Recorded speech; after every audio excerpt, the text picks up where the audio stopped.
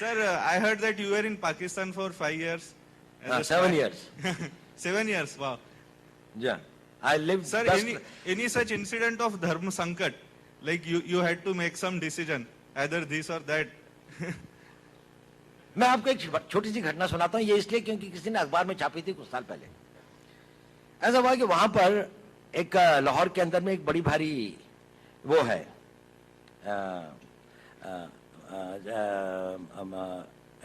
औलिया की एक मज़ार है जिसपे बहुत सारे लोग आते हैं। तो नेचुरली मैं क्योंकि एक मुस्लिम उसमें रहता था और एक उसके साथ में रहता था, तो मैं वहां से गुजर रहा था और मैं उस औलिया की उसमें आया और मस्जिद से वापस आया और एक उसमें मिला। तो एक आदमी एक कोने पे बैठा हुआ था, बड़ी आकर्षक उसका व्यक्तित्व था, बड़ी सफेद लंबी दाढ़ी थी। उसने मुझे बुलाया।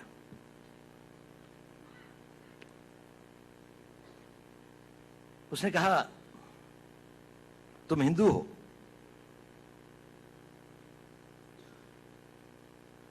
मैंने कहा नहीं।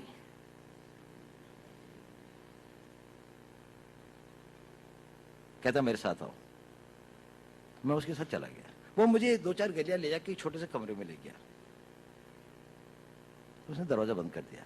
उसने कहा देखो तुम हिंदू हो। मैंने कहा आप क्यों कहते हैं ये? कहने उसने कहा देखिए आपके कान छिदे हुए हैं। अब पता नहीं बचपन में हमारे यहाँ एक प्रथा है, मैं जहाँ का रहने वाला हूँ, कि कानों को छेदने के एक कान वेदन का एक वो होता है, एक वो है। अब शायद कम हो गई है, लड़कों की नहीं अब लड़कियों की होती है, लेकिन मेरे टाइम पे लड़कों की भी होती थी। तो मैंने कहा हाँ ये तो है कि मैं जब पैदा हुआ था तो वो था। मैंने कहा मैं बाद में कन्वर्ट हुआ। उसने कहा तुम बाद में भी कन्वर्ट नहीं हुए। खैर उसने कहा कि इसकी प्लास्टिक सर्जरी करवा लो, इस तरह से घूमना ठीक नहीं है। मैंने कहा अच्छा। खैर वो मैंने करवा ली या नहीं करा, इसके बाद में भी है, दिखाई देते हैं, कम दिखाई देते हैं पर दिखाई देते हैं। लेकिन मैंने कहा ये बताइए इतनी सूक्ष्म दृष्टि और इतना नहीं, मैंने नहीं कहा, उसने कहा। उसने कहा देखो पता है मैंने ये ऐसा क्यों कहा? मैंने कहा क्यों? उसने कहा क्योंकि मैं भी हिंदू हूं।